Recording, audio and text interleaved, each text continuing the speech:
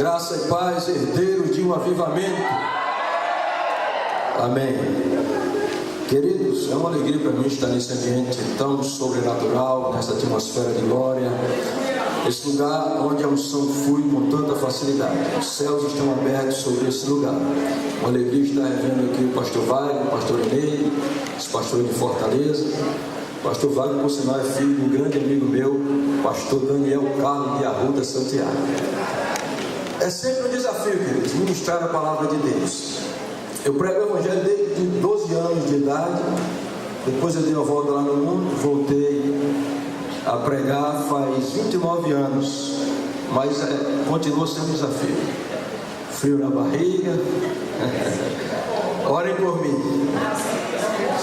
Glória a Deus. Vamos abrir a palavra de Deus no primeiro livro de Reis, capítulo 18, versículo 41.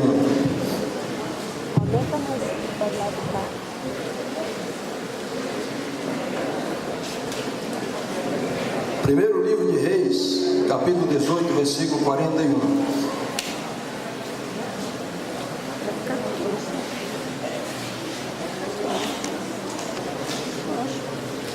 Só os habilidosos na espada do Espírito que encontraram, digam amém. Quem não encontrou, diga discipulado pastoral, capacitação destino. Aleluia. Podemos ler a palavra de Deus? Então disse Elias a Acabe: sobe, come e bebe, porque se ouve o ruído de abundante chuva. Subiu Acabe a comer e a beber. Elias, porém, subiu ao cimo do Carmelo e, encurvado para a terra, meteu o rosto entre os joelhos e disse ao seu moço: sobe e olha para o lado do mar. Ele subiu, olhou e disse: não há nada. Então disse Elias: volta e assim por 7 vezes. A 7ª vez disse: eis que se levanta do mar uma nuvem pequena, como a palma da mão de um homem.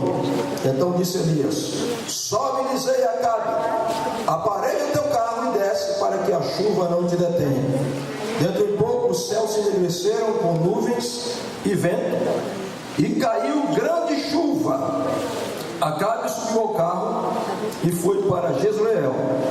A mão do Senhor veio sobre Elias, o qual cingiu os lombos e correu adiante de Acabe até a entrada de Jezreel, até o versículo 46. Estava conversando com o pastor Adilson pelo WhatsApp sobre o que ministrar, perguntei ele se tinha o tema. Ele disse: nosso tema aqui, nós continuamos com o herdeiro do avivamento, mas o pastor vai estar na linha da aliança. Fala de aliança de sangue. Eu preparei uma mensagem: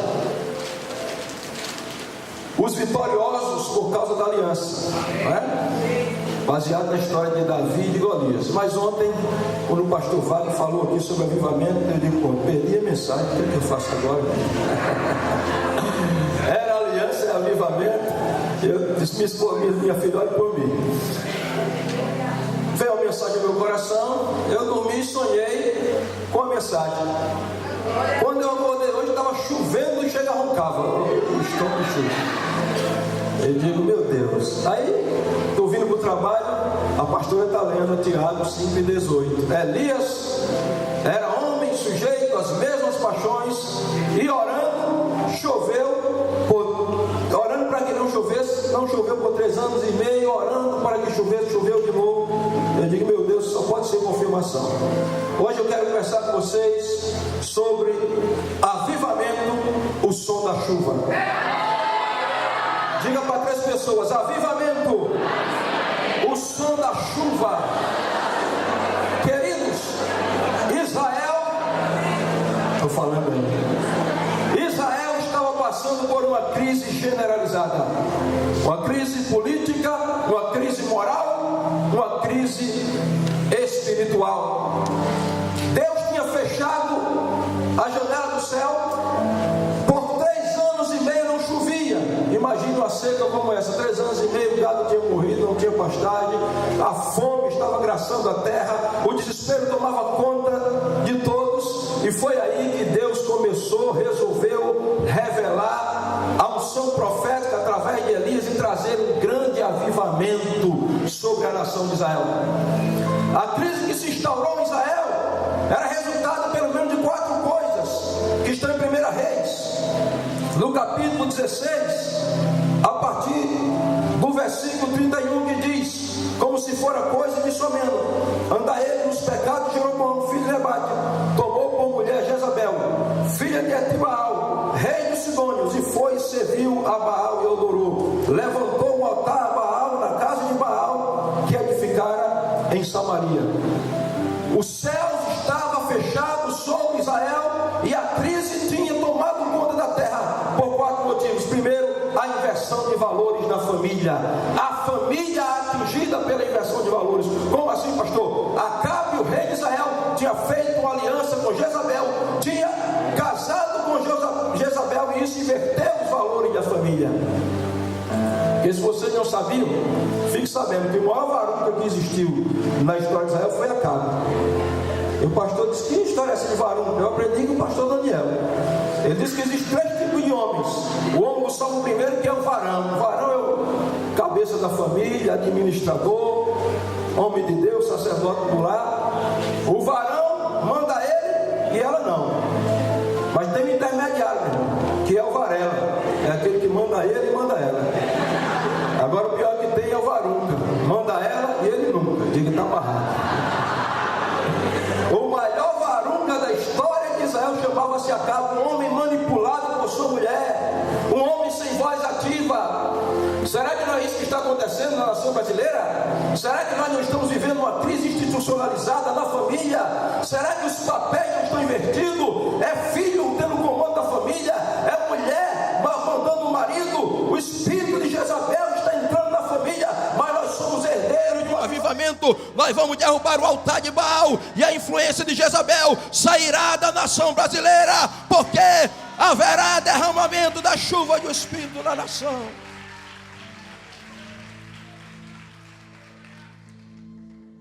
A crise de Israel era uma crise moral. Jezabel não somente instaurou o altar da idolatria, mas da imoralidade. Nós estamos vivendo uma crise moral. A nação brasileira serve de chacota para outras nações. Nunca se viu tantos escândalos, mas Abacuque, Naum, aliás, está se cumprindo. Deus está levantando as saias da nação brasileira e mostrando o seu opróbrio para as nações. Ele está fazendo uma limpeza. Essa crise não é para destruir a nação, é para despertar os herdeiros de um avivamento. A crise era a idolatria, o altar de Baal levantado. Então veja: crise familiar, crise moral, crise espiritual, idolatria, manipulação. Você sabe mais do que eu que Jezabel não foi só uma mulher. Jezabel é uma figura profética, negativamente falando na Bíblia.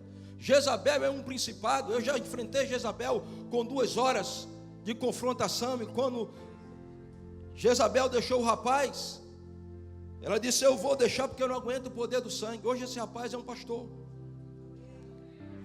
Deixa eu te dizer, não havia solução para a nação de Israel, não havia esperança nos horizontes. A seca tinha graçado a terra, o altar da idolatria. Mas é nesse período que Deus vai levantar, período de crise, que Deus vai levantar os Elias da nova geração, os profetas de avivamento, as vozes proféticas se levantando na nação brasileira. Meu irmão, será que nós não estamos vivendo uma crise? Crise ética, crise política, crise financeira, crise moral. O Brasil está em crise. Aí você diz: pastor, não tem solução para o Brasil? Na história dos avivamentos, eu vou dar uma adiantada aqui por causa do tempo, mas na história dos avivamentos, todo avivamento foi antecedido por uma grande crise. O que é avivamento, pastor? Avivamento são as chuvas de Deus caindo na terra árida do nosso coração. Onde houver um coração sedento, há um ambiente propício para o derramar da chuva de Deus, para o avivamento acontecer.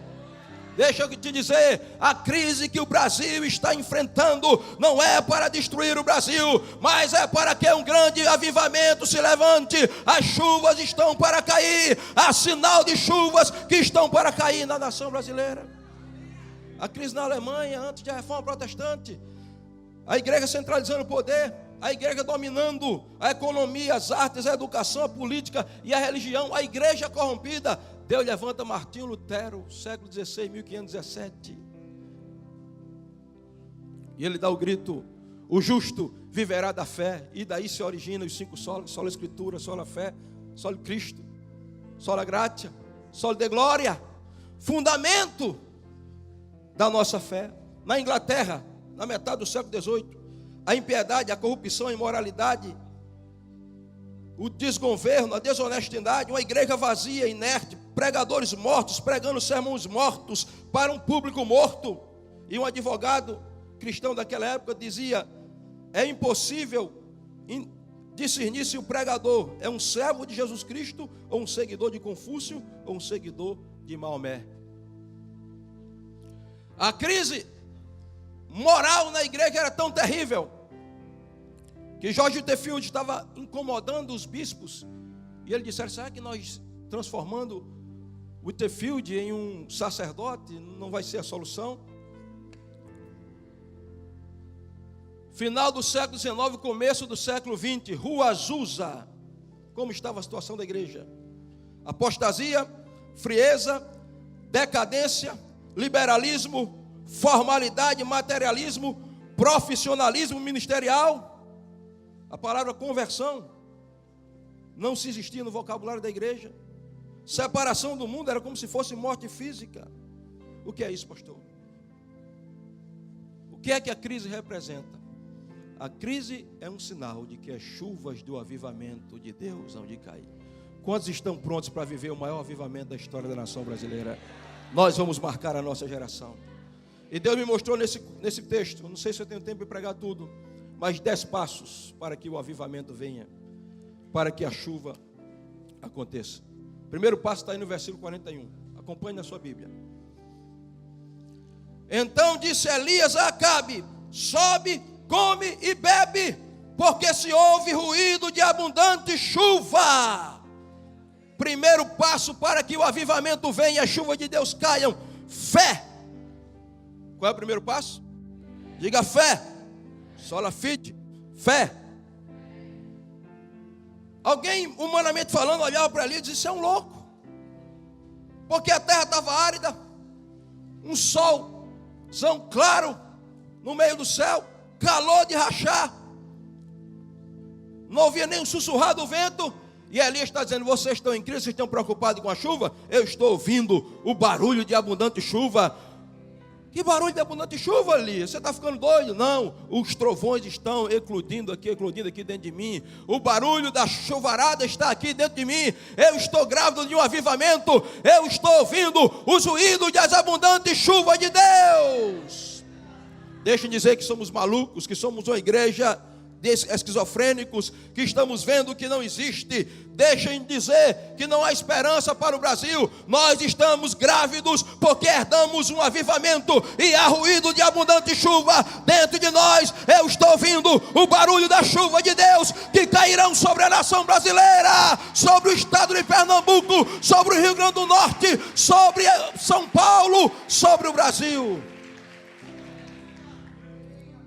A fé é loucura para os que perecem, mas para que nós que somos salvos é o poder de Deus. Só aqueles que creem verão o avivamento.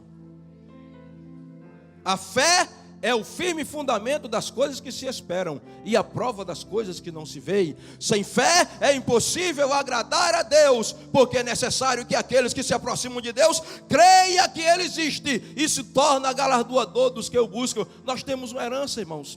Sabe como era o nome dessa igreja toda no começo? Igreja Nacional do Senhor Jesus Cristo. Palavra da. A nossa apóstola é uma mulher de fé que saiu de África em obediência ao Espírito Santo por causa da fé. Chegou aqui no Brasil falando de batalha espiritual pela fé. Jerusalém, Roma, Jerusalém, era fé. Aquela mulher destilando fé. E nós somos herdeiros da fé de Valnice Milhomes, que não é a fé de homem, é a fé de Deus, é a fé da palavra de Deus. Nós estamos ouvindo o barulho das abundantes chuvas no nosso coração.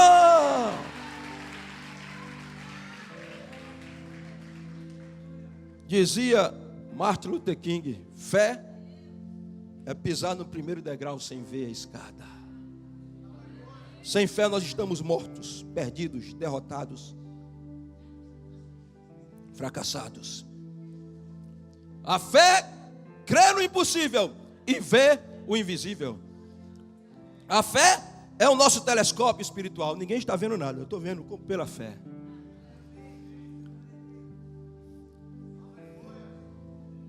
Amém? Quando houve o grande avivamento no país de Gales, um jovem de 26 anos, Ivan Robert, orava insistentemente diante de Deus por um avivamento. E ele escreveu: eu estendi minha mão e toquei a chama.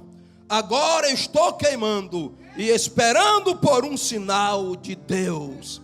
Não havia solução para o país de Gales, ninguém via nada, mas o jovem sozinho estava dizendo: eu estou incendiado, eu estendi minha mão, eu toquei a chama, eu estou queimando, eu estou esperando por um sinal de Deus.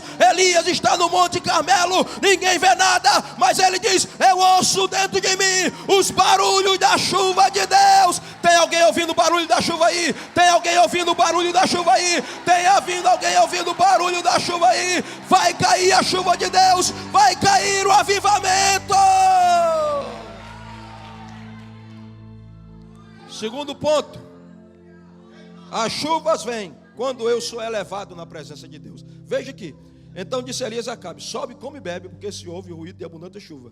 Subiu Acabe a comer e a beber. Elias, porém, subiu ao cimo, ao lugar mais alto do Carmelo. Quando eu tenho fé, a proposta dessa fé de Deus no meu coração é me elevar. Meus filhos, quando eram crianças, eu ensinei a Bíblia para eles brincando, né? Cantando músicas. Eu olhava para Felipe, está ali, para Monara, e eu dizia para eles: Cristo manda que subamos mais, que subamos mais. Aí fazia: olhando o mundo, desceremos mais, porque subindo e descendo nunca chegaremos. Vamos lá, filho, vamos lá, Monara. Subamos, subamos, olhando para Cristo, cada dia mais. Meu irmão, tem pessoas que nunca sobem.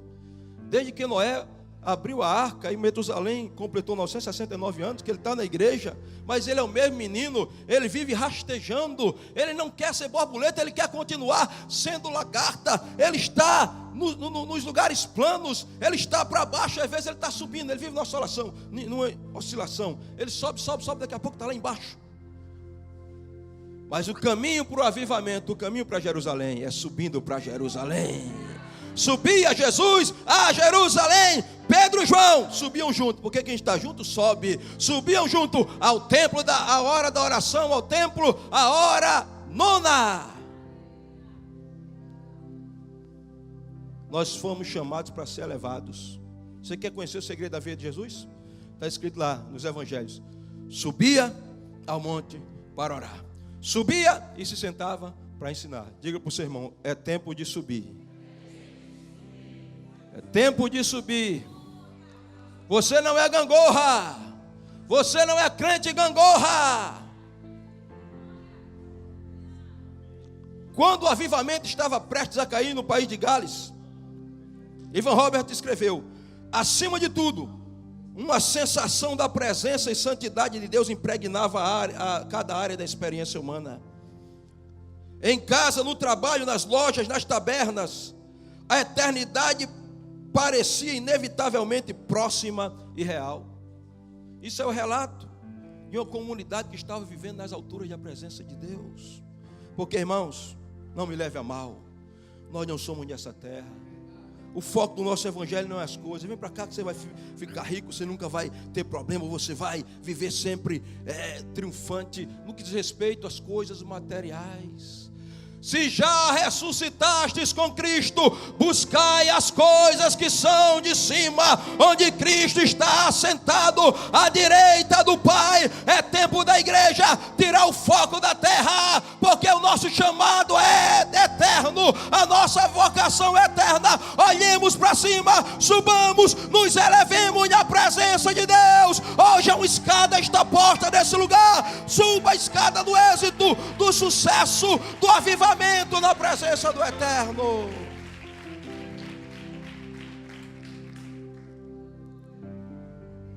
Elevação. Um dia eu estava numa dificuldade.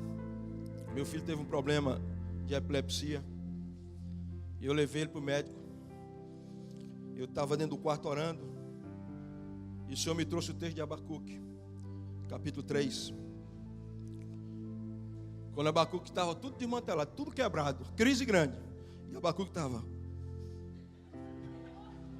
E alguém dizia: Abacuque, você está ficando doido, rapaz? A figueira não floresceu. As ovelhas foram arrebatadas das malhadas. Não há gado no curral. Não há vide. Está tudo acabado. E Abacuque dizia: a figueira não floresce, fruto da oliveira minta. As ovelhas sejam arrebatadas do curral. Todavia eu estou feliz. Mas por que você está feliz? Estou feliz porque meu foco não está nessas circunstâncias. Todavia eu me alegrarei no Senhor, exultarei no Deus da minha salvação. E eu estava orando lá pelo meu filho triste, eu dizendo: meu Deus, isso é impossível. Como é que alguém pode ficar feliz, alegre, pulando, saltando, quando está tudo em crise? Ele disse: meu filho, leia o outro versículo. Abacuque disse: eu me alegrarei no Senhor por causa do outro versículo. O que é que diz o outro versículo? O Senhor fez os meus pés como das costas e me fez andar em lugares altos. Essa crise que você está enfrentando não vai lhe abater se você estiver escondido nos lugares altos da presença de Deus. Avivamento não é para quem quer ficar aqui. Avivamento é para quem quer subir, é para quem quer ser elevado. Ô Elias, para onde é que você vai, rapaz? Não, eu estou subindo aqui. Mas Elias, você já subiu muito. Não, eu vou para o cápside, eu vou para o cume, eu vou para o lugar mais alto do monte. O rapaz vinha para a oração de 5 horas da manhã. Meio-dia ele estava orando também. Não perdi o discipulado pastoral. Capacitação destino, é comigo mesmo. Universidade da Vida, eu me ofereço para ajudar. Célula. Ganhar, consolidar, treinar em viagem comigo mesmo. Um dia ele deixou de ir para o culto. Deixou de ir para a oração de manhã. Deixou de discipular. O pastor chegou para ele e disse: meu filho, o que foi que houve? Você era tão envolvido? Ele disse: não, pastor, eu tinha um objetivo, já alcancei. Que objetivo? Eu queria ser batizado no Espírito Santo. Eu já cheguei ao ápice. O pastor disse: meu filho, batismo com o Espírito Santo é molhar os pés na beira do rio. Tem muito mais para você. Não fica só com água nos artelhos. Vai para o joelho, deixa subir para a cintura, mergulha, ser cheio, ser imerso na presença de Deus. Tem gente que acha que já chegou ao nível mais elevado. Irmãos, enquanto nós estivermos aqui, é subindo, é experiência sobre experiência, é renovação sobre renovação, é de fé em fé, é de glória em glória, é de unção em unção, é de poder em poder. Vamos subir ao cume do monte. Por que, pastor? Porque você não é da multidão, meu irmão. A multidão está no pé do monte, mas discípulo, talmidim de verdade, está em cima do monte com Jesus. A multidão quer ser curada, discípulo quer curar. A multidão quer ser pastoreada, discípulo quer pastorear. A multidão quer as bênçãos das suas mãos, discípulo quer o som do seu coração. A multidão assiste o avivamento, discípulo sobe ao cume do monte, porque é de lá que ele vai ver as chuvas do avivamento caindo. Tem algum crente entendendo aí? Dê um aplauso, glorifique o nome do Eterno. Agora, para que Elias subiu? Veja só. Subiu Acabe a comer e a beber. Elias, porém, subiu ao cimo do monte, encurvado para a terra, meteu o rosto entre os joelhos. Vai para onde, Elias? Eu vou subir aqui. está no lugar. Não, eu quero subir mais, eu quero mais, sou inconformado. E ele sobe. E ele vai para o cume do monte. Quando ele chega no lugar mais alto do monte, ele desaparece, porque ele vai para os joelhos. Elias subiu para descer. Tem gente que não pode subir. Se subir, ele já fica metido a besta, enche o peito, fica peito de pombo, não obedece mais pastor, não obedece mais líder de célula. Não, eu subi, eu estou aqui em cima. Tem gente que sobe para ficar tirando pedra no outro. Mas quando mais você subir, você deve descer na presença de Deus. Tem gente, irmãos, que não sabe o segredo de derrubar o gigante, pastor Adilson, pastor Wagner. Pensa que vai derrubar o gigante na sua própria força. Sabe onde você vai encontrar estratégia para receber o gigante? É lá no ribeiro, baixado, pegando as pedras, as 5 pedras do ribeiro, que tipificam 5 títulos de Jesus: maravilhoso, conselheiro, Deus forte, Pai de eternidade e príncipe da paz. Quando você desce, se humilha, aí você se levanta fortalecido, empolgado, cheio de Deus, cheio das estratégias, dizendo que tu vai tombar gigante em nome do Senhor. Israel vai glorificar a Deus, e vai haver milagre, e vai haver avivamento e festa em Israel. Diga para o seu irmão: suba para descer. Aprende esse segredo aí, meu irmão. Qual foi o ser humano que subiu ao nível mais alto da presença de Deus? Jesus, o único ser humano. Mas antes dele estar lá, meu irmão, ele teve que descer 7 degraus descendentes da humilhação. Ele teve que entender que abrir mão dos atributos da divindade não era usurpação. Filipenses 2:6. De sorte, irmãos, que haja em vós o mesmo sentimento que houve em Cristo Jesus, que sendo em forma de Deus, não teve por usurpação ser igual a Deus. Primeiro degrau aqui, ele desceu. Abriu mão dos atributos da divindade, mas aniquilou-se a si mesmo. A doutrina teológica chamada quenosis, o esvaziamento. Não teve por usurpação ser igual a Deus, aniquilou-se a si mesmo. Assumiu a forma humana, a encarnação. Na forma humana ele se tornou como servo, o exemplo. E achado na forma de servo, foi obediente.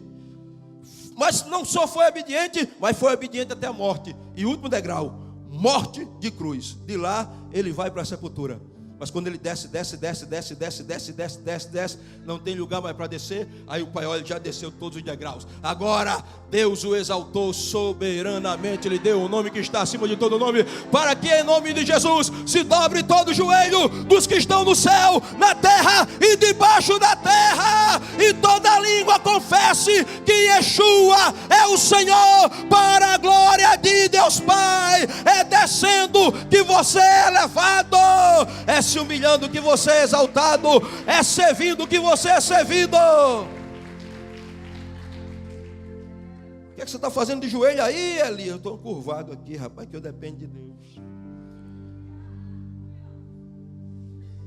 Eu conheci um pastor, está na glória, foi um dos meus professores. O nome dele chamava Francisco Raimundo. Homem poderoso nas escrituras, homem de Deus. Quando ele era jovem, ele era o maior pregador da igreja dele. Ninguém topava com ele, né? Ninguém peitava Francisco Raimundo. Quando foi um dia, ele estava lá, o pastor disse: Francisco, venha pregar aqui. E ele subiu de peito chufado e disse: só pode ser eu. Esse cara aí não lê Bíblia. Vamos pregar o quê? Vamos ver o que é pregação agora. Quando ele subiu no púlpito, que abriu a Bíblia, o céu se fechou. Gagueja para cá, gagueja para lá, procura texto para cá, procura texto para cá, nada. E ele subiu assim, ó. Aí ele desceu, puxinho. Quando ele desceu, que estava sentando no banco, o Espírito Santo disse: se você tivesse subido como desceu, teria descido como subiu. Dependa de Deus, suba para descer. Irmãos, não tem exemplo maior do que o de Jesus. Desce 7 degraus de humilhação, tira as roupas de cima, porque o sacerdote tinha 3 roupas: o calção de linho, justificação; a túnica de linho, santificação; e a túnica azul, glorificação. Quando Jesus tira a roupa de cima, ele está dizendo: eu deixei os atributos da divindade, eu deixei a glória do Pai, Eu deixei as mansões angélicas, eu deixei a adoração dos anjos, dos querubins, dos serafins, e eu vou lavar os pés de vocês. Pedro disse: pelo amor de Deus, meus pés não. Já disse: se eu não te lavar, não tens parte comigo. Pedro, basta o discípulo ser igual ao seu mestre. Eu estou te dando exemplo. Por que a gente quer ser maior do que os outros aqui, quer mandar, quer ser dono? A apóstola Valnice, é tremendo o que ela diz. Ela diz: eu sou a primeira entre os iguais. Não me entristeço com os elogios, nem me encho com as críticas. Perdão, não me encho com os elogios, nem me entristeço, me abato com as críticas. Deus é quem dá a nota. Agora, Elias sobe, Elias se curva, em último lugar, nesse tópico, logicamente. Elias foi fazer o que, irmãos? Curvado para a terra, meteu o rosto entre os joelhos. O que é isso aqui? Posição das mulheres hebreias darem à luz. Foi o que Elias foi fazer. Sentir dores de parto no espírito. O que foi que Elias foi fazer? Elias foi orar, meu irmão, porque não adianta. A gente vai fazer muitos desses congressos, pastor Adilson. Deus vai se mover, continuar se movendo de forma sobrenatural, mas tudo isso não adianta organização, mobilização, povo vindo de São Paulo, não adianta nada disso sem oração. Por isso vocês estão há quantos dias?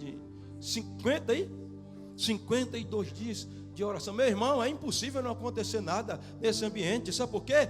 A oração é a senha que acessa a sala do trono e traz o trono para a terra. A oração é a chave do avivamento. Orar é invadir o impossível. Orar é se lançar nos braços da eternidade do Pai. A oração é a fome do homem se encontrando com a fome de Deus. A oração move a lei da natureza.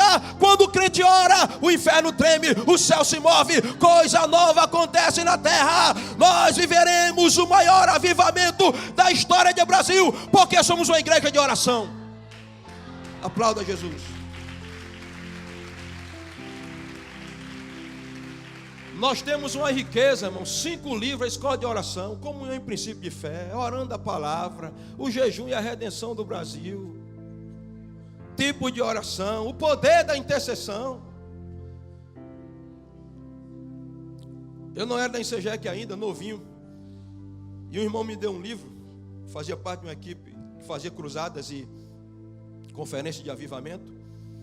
E o irmão me deu, sempre que a gente se reunia na casa dele, a gente fazia um jejum uma vez por mês na casa dele, a gente conversava. Ele tem muitos livros, ele vendia livros. Um dia ele me deu um livro, e eu vi, do lado do livro tinha assim: o poder da intercessão, Valnice Milhomes. Eu disse: irmão Lauro, me leva a mão, não vamos trocar esse livro, deixa eu ler isso aqui. E fiquei com o poder da intercessão. Eu estava lendo o poder da intercessão, aquelas experiências de apóstolo que ela conta na introdução do livro, em África, como ela diz, em África, né?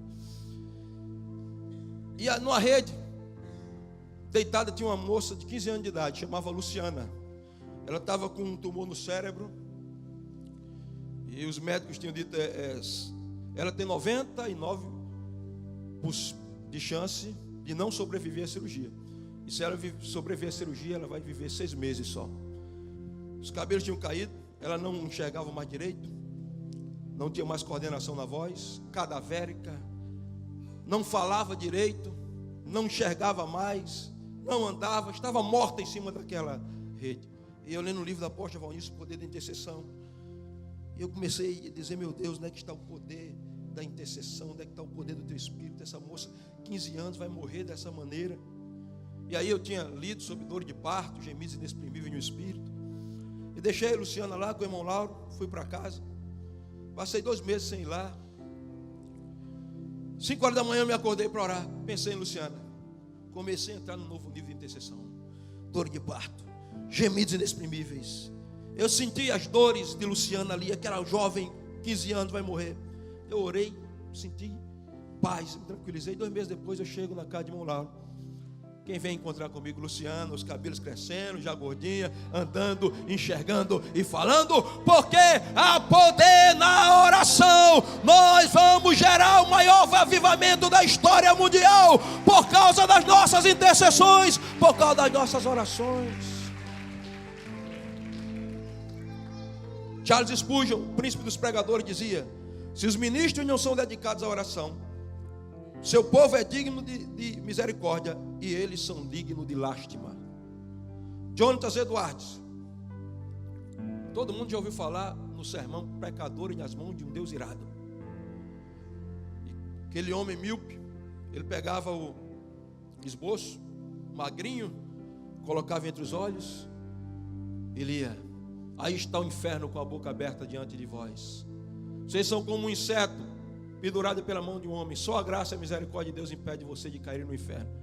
Antes dele concluir o sermão, o povo estava agarrado nas colunas do templo, gritando: nós estamos indo para o inferno. Um homem correu: Senhor Eduardo, pelo amor de Deus, não pregue mais. Um avivamento tomou conta da Nova Inglaterra. As pessoas foram impregnadas pela presença de Deus. Aí você pergunta: qual é o sucesso de uma pregação dessa? O sucesso é que por 3 dias e 3 noites Jonatas Edwards estava trancado, sem dormir, sem comer, orando, e a oração dele era: Senhor, fixa a eternidade diante dos meus olhos. Irmão, se Jesus orava, imagine eu e você. Quando disse: Senhor, todo mundo está procurando, Senhor, eu estou orando, fiquem calmos. Antes de pregar, eu vou orar. E Jesus orava de maneira tão impressionante que os discípulos não chegaram para Jesus e disseram: mestre, nos ensina a curar, nos ensina a ressuscitar morto. Achei tão bonito o Senhor multiplicando pão ali, parecia borracha, era dando pão para todo lado. Eles chegaram para Jesus e disse: Senhor, ensina-nos a orar. Porque orar, meu irmão, não é falar simplesmente. Orar é entrar no mundo sobrenatural de Deus e se conectar com o coração do Pai. Um dia minha filha perguntou a mim: pai, o senhor ora por mim? Eu digo: minha filha, não sei, porque eu fico de joelho, só faço orar em língua e chorar. Certamente ora. Eu tinha tantas experiências, se eu pudesse, compartilhar aqui com vocês. Mas uma das experiências, quando eu era novo convertido, estávamos fazendo um culto no sítio, e o pastor estava pregando, fazendo apelo, eu com algumas jovens, tinha 2 jovens descrentes na casa, e eu dizendo: você não quer entregar a vida a Jesus, aceitar Jesus como Salvador? E elas calaram: não, vamos deixar para outro dia, deixa Deus tocar no meu coração, aquela conversa toda. Eu disse: eu posso orar por vocês? Pode orar. E eu comecei: Senhor, tem misericórdia, toca na vida dessas jovens, quebranta esses corações, Senhor, completa a obra. Quando eu estou orando, eu não ouvi, o pessoal orando ali comigo, a irmã batendo no meu, disse: pastor, Cléo, não precisa orar mais não, Deus já fez a obra. As jovens estavam aos prantos, chorando, aceitaram Jesus. Com 1 semana foram batizadas no Espírito Santo. Uma já está no céu e outra é crente até hoje. Faz 29 anos isso aí, porque há poder na oração. Você sabe qual é a senha do Wi-Fi celestial? Não sabe não? JR333. É o que, pastor? Jeremias 33:3. Clama a mim e responder-te-ei e anunciar-te-ei coisas grandes e firmes que tu não sabes. Avivamento é resultado de lágrimas, de dor e de parto e de oração. Então comece a orar aí onde você está. Comece a orar, levante as suas mãos, ore, exalte, glorifique, adore. Chame o céu para esse lugar, chame a sala do trono para esse lugar. Nós estamos em um ambiente carregado pelas orações. Aleluia. Deixa eu adiantar aqui, pode sentar um pouquinho.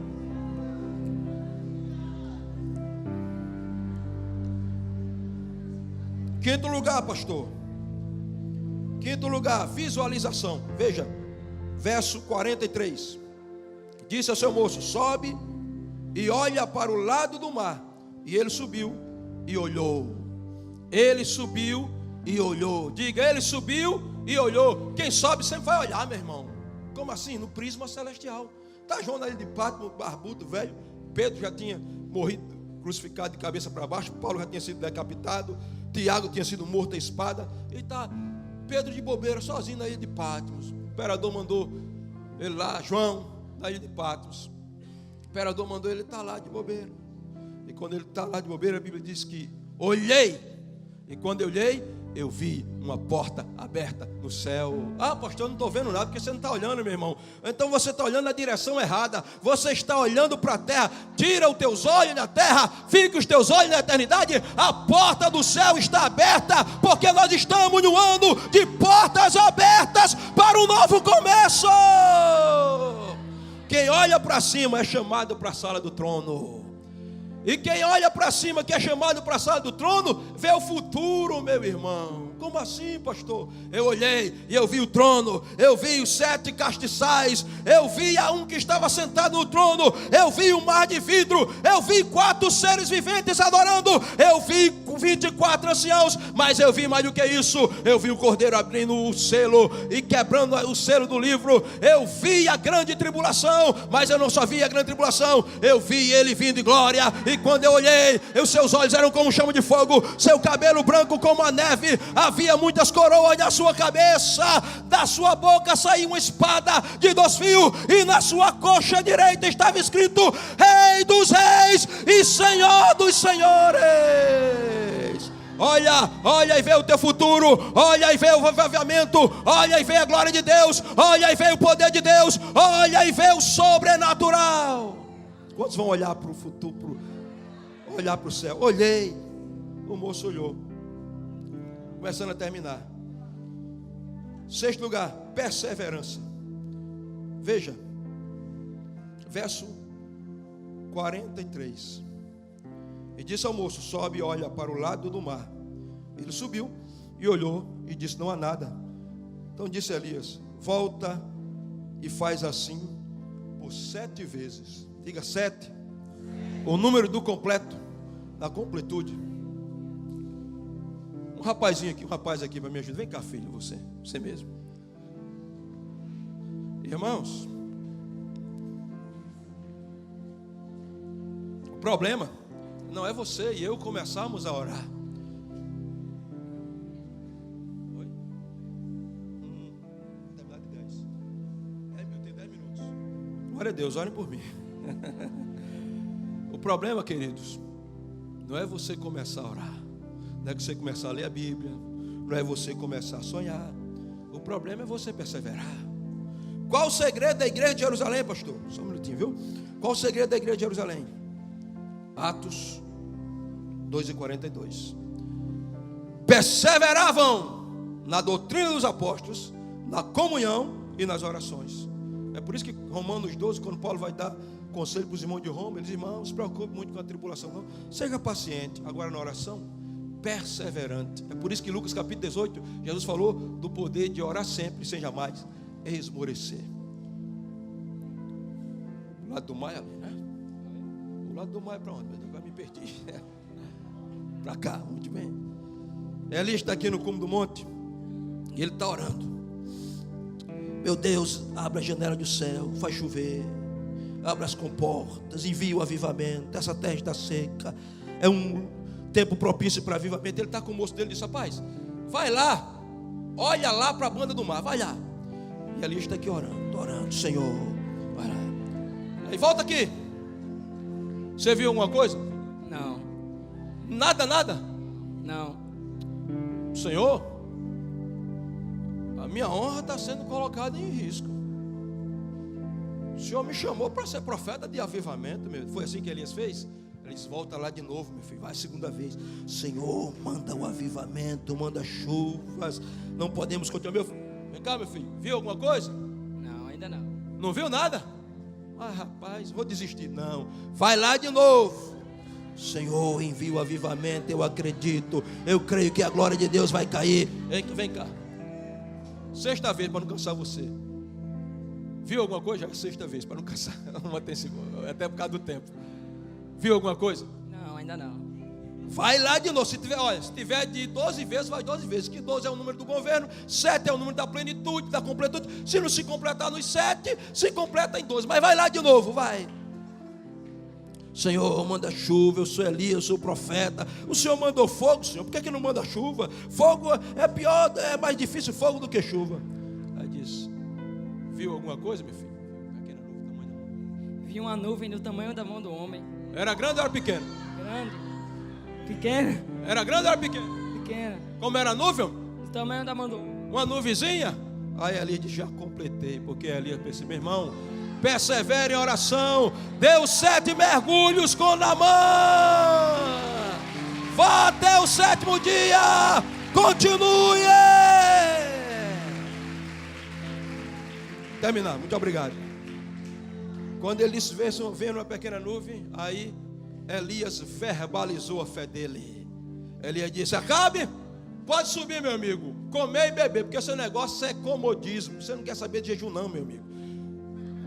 Há muito tempo você só quer saber de picanha, de macarronada, de lasanha. Eu vi a montanha no seu prato. Você gosta de subir nessa montanha aí, né? Sobe, come e bebe. Porque para que a chuva não te apanhe, a linguagem da fé. E eu vou terminar agora, pastor Edilson, antes que o senhor venha puxar, não é no paletó, vai puxar na camisa. Se a apóstolo Maurício estivesse aqui, eu tinha tomado o microfone da minha mão. Verbalize a sua fé. Só fale na terra o que é falado no trono. Só verbalize aquilo que você quer ver materializado. Não tem sinal de chuva nenhuma. É uma pequena nuvem. Irmãos, isso aqui que nós estamos vivendo, pastor Adilson, é uma pequena nuvem. Mas a glória não é só porque a nuvem é pequena, é porque é do tamanho da mão de um homem. E esse homem tem nome. Esse homem se chama varão de guerra. Por isso que o Senhor diz que é marchando e dando glória. Que a gente estamos servindo ao varão de guerra. É uma pequena nuvem do tamanho da mão de homem, mas vai se transformar numa nuvem gigantesca. Vai se transformar numa tempestade. Vai cair um dilúvio. Verbalize a fé. Verbalize a fé. Fale. A fé navega pelas palavras. Vai cair uma chuva. Corre, Acabe. Olha, vou terminar, pastor, com esse testemunho. Tem uma ovelha minha, chama Cida. Ela teve uma gravidez muito complicada. E um dia desenvolveu um problema no coração. E um dia eu estou na lanchonete com a minha esposa, a ambulância da cidade passa com ela. Gorete disse, é Cida que vai ali, ela vai ofegante. O quadro se complicou, ela foi para a UTI. Chegando na UTI, entrou em coma, ela grávida com a criança. Para encurtar a história, eu fui visitar a Cida. Ela tinha que fazer, estou cortando aqui, né? Ela tinha que fazer uma angioplastia na válvula mitral. Eu cheguei lá, ela inconsciente. Eu disse, Cida, quem está aqui é o seu pastor. O Espírito de vida que ressuscitou Jesus Cristo dentre os mortos. Toca o seu corpo, você vai sair dessa UTI. E qualquer domingo desse você vai estar contando testemunho na igreja. Quando eu saí, tive que ajeitar uma documentação. 4 médicos iam examiná-lo para fazer uma válvula mitral no dia seguinte. Foram examiná-lo, eu estou em casa. Isso foi umas 4 horas da tarde. Eu estou em casa, no mesmo dia os médicos foram examiná-la. Eu estou em casa 10 horas da noite. Daniela, que está aqui, a secretária, liga: pastor, o senhor sabe o que aconteceu com Cida? Eu digo, eu não, pastor. Daniela, o que foi que houve? 4 médicos foram examinar ela, disseram que ela não precisa mais fazer angioplastia, e se ela continuar evoluindo assim, vão tirar os aparelhos amanhã. Resultado, um dia depois ela estava andando dentro do hospital. O menino tinha desenvolvido o mesmo problema. O menino tinha que tomar medicação. A veia do coração era invertida. Deus virou a veia para o lado certo. E ela contou o testemunho na igreja. E uns 4 meses depois ela voltou lá no hospital e encontrou um médico que fez a cirurgia dela. E disse: Cida, como é que você está? Tudo bem. Disse: rapaz, me diga uma coisa, aquele homem que veio visitar você naquele dia, quem era aquele homem? E ela disse: que homem? Um homem de óculos começou a dar minhas características.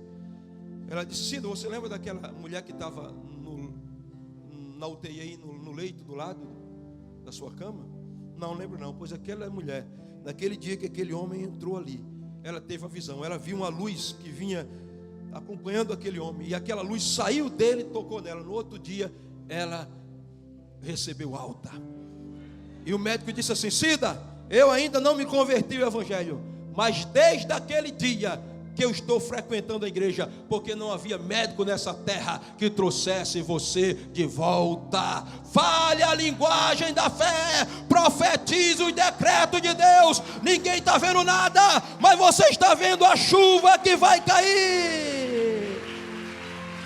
E aí, vamos ficar de pé, para mim não me encherir aqui e querer pregar mais, não dá certo não. E aí, Elias subiu, Acabe subiu, e a Bíblia diz, sabe o que foi que Elias fez? Cingiu o cinto no lombo, porque quem vai correr a carreira da fé tem que estar preparado para a roupa não se soltar. Cingiu, e a Bíblia diz que ele estava em Samaria, que Elias correu,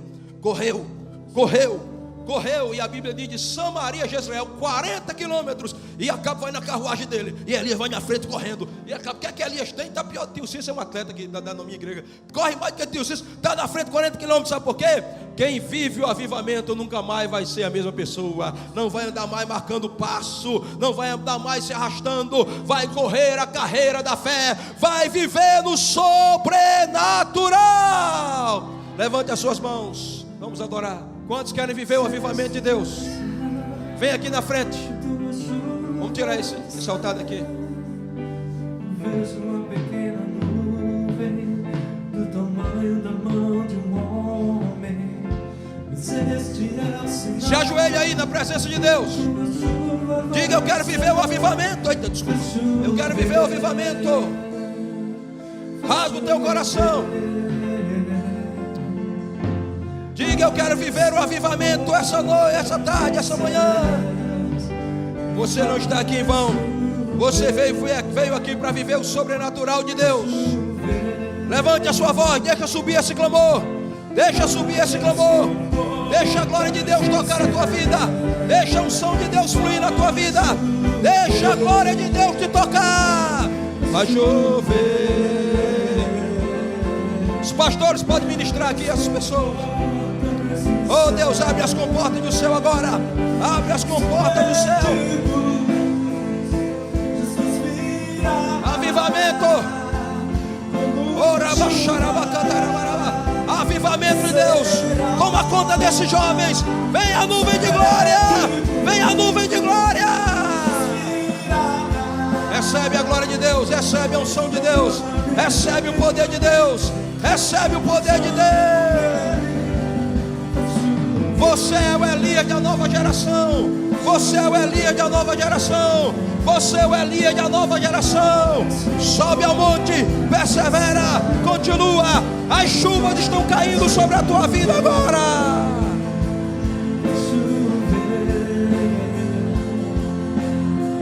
Abre as comportas do céu.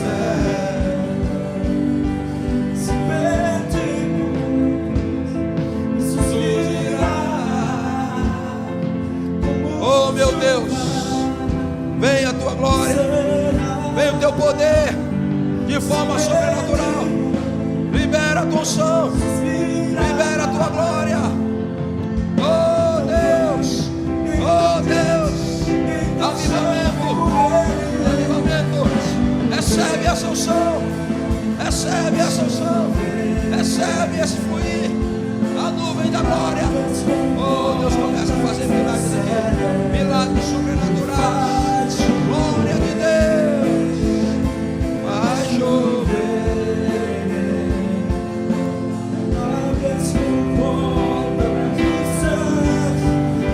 oh, aleluia.